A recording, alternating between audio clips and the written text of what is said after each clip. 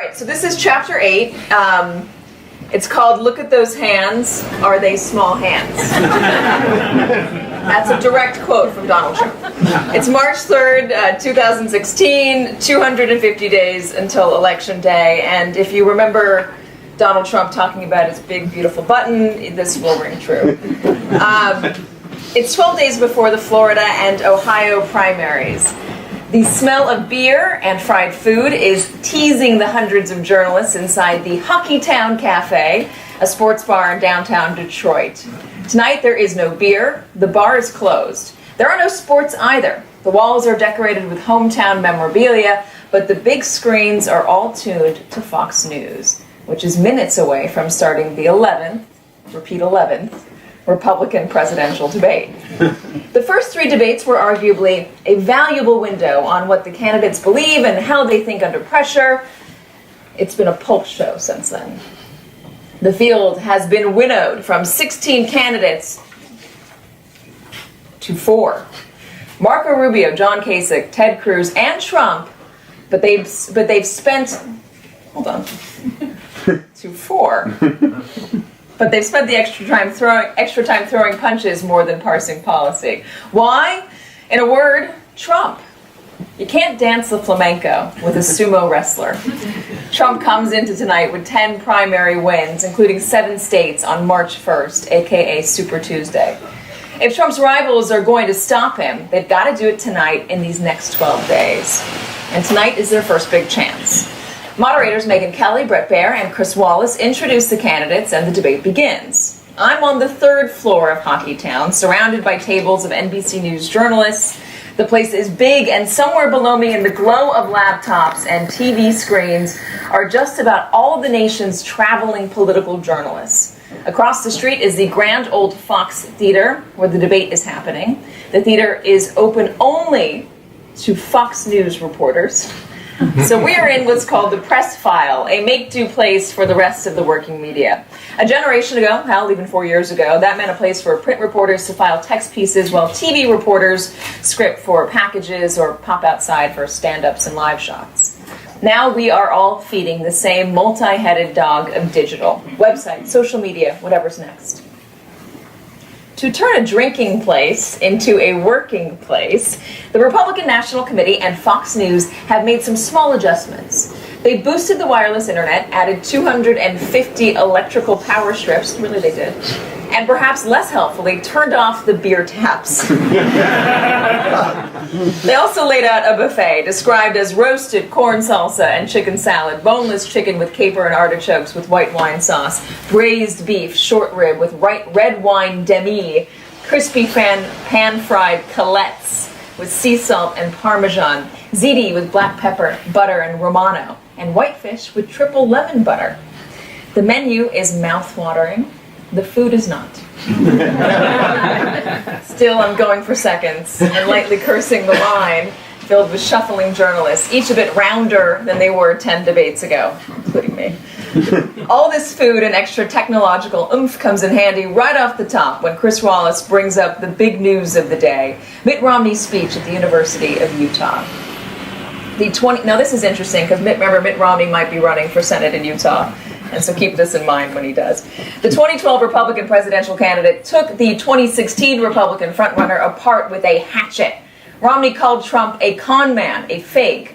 With a Trumpian flourish, he also mocked the candidate's foreign policy as very, very not smart. Then he brought up Trump's many, many failed businesses, too, including Trump Airlines, Trump Magazine, Trump Vodka, Trump Steaks, Trump Mortgage, that existed, and Trump University.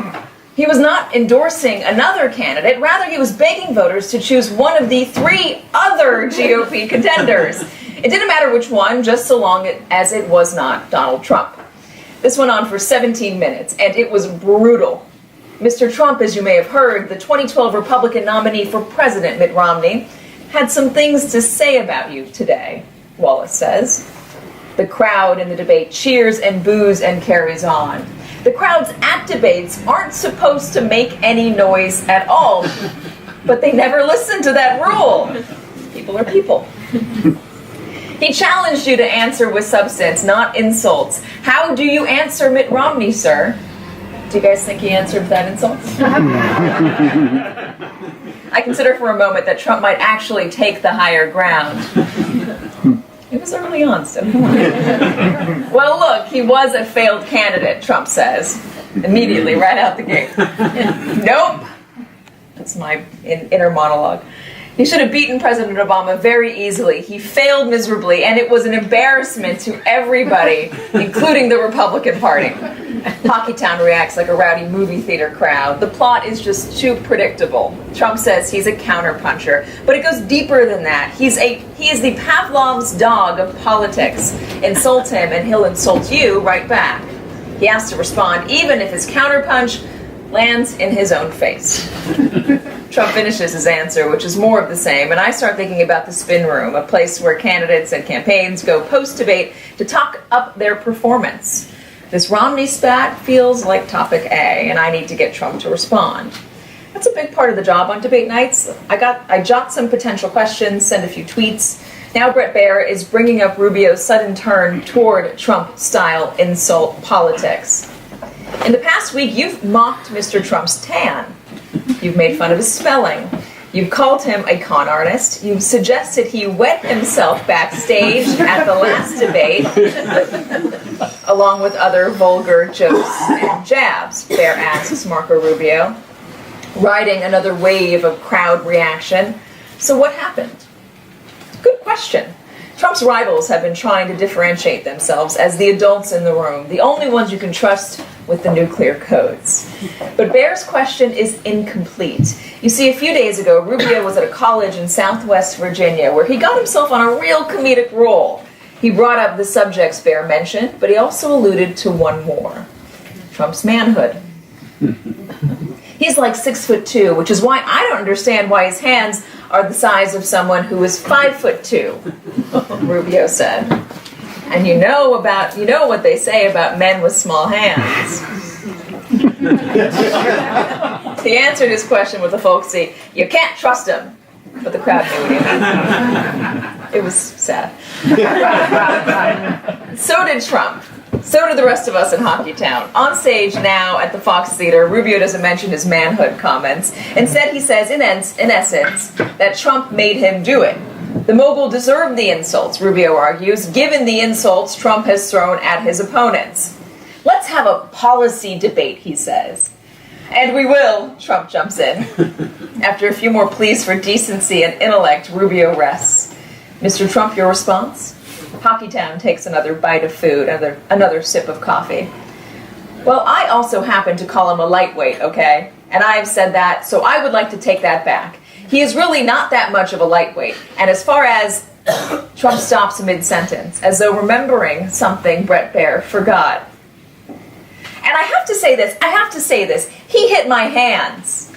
He's holding up his hands. Nobody has ever hit my hands. Graydon Carter, anybody? I have never heard of this. Look at those hands. Are they small hands?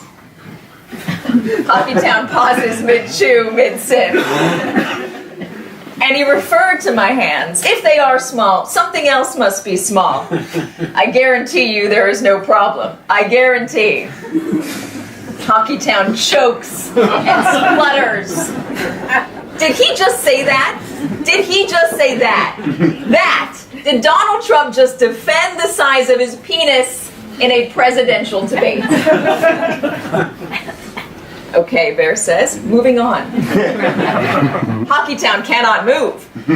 There's another 90 or so minutes of scheduled debate time, but short of an onstage heart attack, penis size is now the story. I toss my Romney-related notes to the side and try to think of a way to ask Donald Trump about... Well, I shudder to even write it down. Can I see penis on TV? What about manhood? Mini Trump. No. Trump may be willing to test the voters' patience with his lack of decorum, but I am not willing to do the same with viewers. With 25 minutes to go, Hockeytown starts to stir. The nation's political journalists close their laptops, pocket their phones, and climb back into their winter parkas. Usually, the spin room is either in or attached to the press file. But there's no getting Trump, Rubio, Cruz, and Kasich across the street to Hockeytown. Instead, we have to face the literal blizzard that is raging outside to confront them on the metaphorical blizzard that Trump's penis reference has now created. We scurry into the lobby of the Fox Theater. It's beautiful, a gigantic 3,500 square feet of floor space, 6 stories tall, all of it dripping with Egyptian, Indian, and Oriental designs. The marble floors are punctuated by marble-esque pillars, and the ceiling is sculpted in gold. So much gold, I can't help but wonder if Donald Trump will be jealous when he comes out. Right now, he's somewhere deeper inside the theater, but at any moment, he is expected to appear at the top of a twin staircase at the end of the lobby. As soon as I see the setup, I start casing it. I need to predict where Trump will go once he gets here, because I need this interview. I will need it for tonight's coverage, I need it for tomorrow's coverage, I need it for nightly news package, I need it because I don't want to get scooped by a competitor, and I don't want to get scooped by one of my colleagues. I need it because if Trump keeps going in this race, I intend to be the lead reporter on his tail. I've worked too hard not to be. I've given up too much not to be. No, Donald Trump is not getting out of this room without taking my questions. At the foot of the stairs... Wherever this is. There's a lot of food in them. At the foot of the stairs, below twin statues of some mythical lion creature, is an elegant red velvet rope intended to keep Hockeytown's rabble a safe distance from the candidates. The rope stretches from the front of the stairs all the way down along the right side of the lobby. So that's my choice. I can be on either end, not both. Most of the press is clumped right in the middle. So I gamble he'll hang a right off the stairs so we can start from the beginning, maximizing his camera time by walking the full length of the rope. I'm right. Thank goodness I'm right. Here he comes with Melania walking right to my position. Now I just need to get his attention. My cameraman is tall. I mean, he was like 9 feet tall. And that helped. But after 11 debates and countless interactions, I've learned that the key to grabbing Trump is to yell out a compliment. Usually something about a positive poll. The Chinese have figured this out. I don't know if you noticed, and the Saudi Arabians have as well. But tonight, I don't even have to yell. Trump sees me, and evidently in a good mood, he walks right over. Now the challenge is keeping him. I'm the first person he talks to, and since I want to keep him talking for as long as I can, I start with a softball. How do you feel about tonight's debate? I thought it was great. I really had a good time, he says. I did think it would be more evil. I did think it was going to be more vicious. More evil? I still don't know how I'm going to bring up his hands. So I keep the conversation going. What about the schoolyard taunts of the debate? He says, Trump interjects, I don't see schoolyard. There were references to hands, I say. There, I've done it.